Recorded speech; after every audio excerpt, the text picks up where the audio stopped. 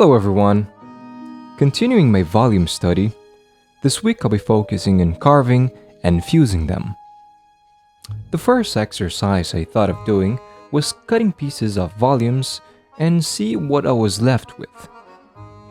I was experimenting subtracting the same part from the same solid but from different angles. And even when these parts were not visible, I still signaled them through these dotted lines. Boring, repetitive, but necessary. I didn't worry too much about perspective for this study. I just eyeballed most of it. Some people told me that doing it this way was a complete waste of time, which completely paralyzed me. I didn't know if I was on the right track, and it made me realize that I need to be a lot more careful about whose advice I take. Okay, but enough complaining. Let me tell you what I learned about volumes during these last 2 weeks of practice. I feel that I gained a lot from this study, but I also feel that I didn't learn much.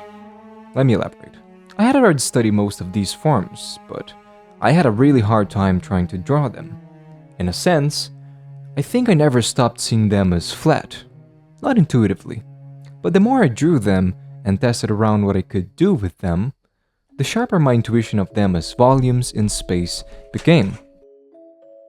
Another thing that helped me a lot, even though I started off using it the wrong way, was cross contour. I find it especially useful when drawing irregular volumes, since it allows me to express their complex shapes without adding value. You may also have noticed that these are not time lapses, and that's because my computer went kaput on Wednesday, and I had to use my sister's laptop, which could barely run Clip Studio, let alone OBS. But I got it back, so it's alright. Now, I may have gotten ahead of myself by starting drawing hands, but I needed a break from all those cubes and cylinders. Doing it made me realize that this whole thing of turning my learning journey into content was limiting what I could draw during practice. I felt this pressure to stick to the theme, but I guess that just as the learning process is a bit messy, so inevitably are my videos. If I have to compromise on one of them, I will choose to compromise on my videos.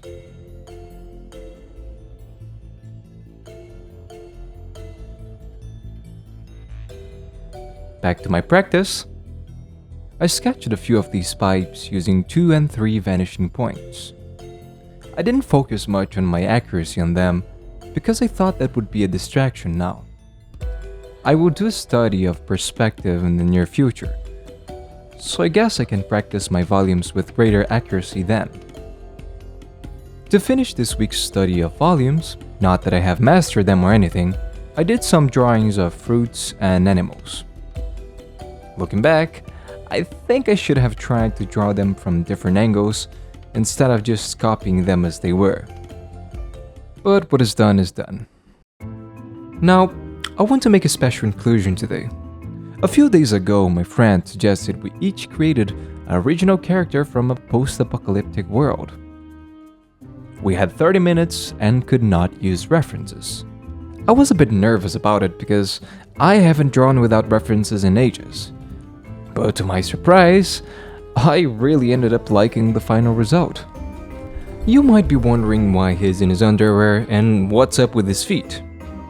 And I could tell you that these were very deliberate, creative choices. But the truth is that 1. I couldn't draw clothes even if I had a reference, and 2. My time was running out, and I'm also not very good at drawing feet. Alright, that's all for today. See you guys next week.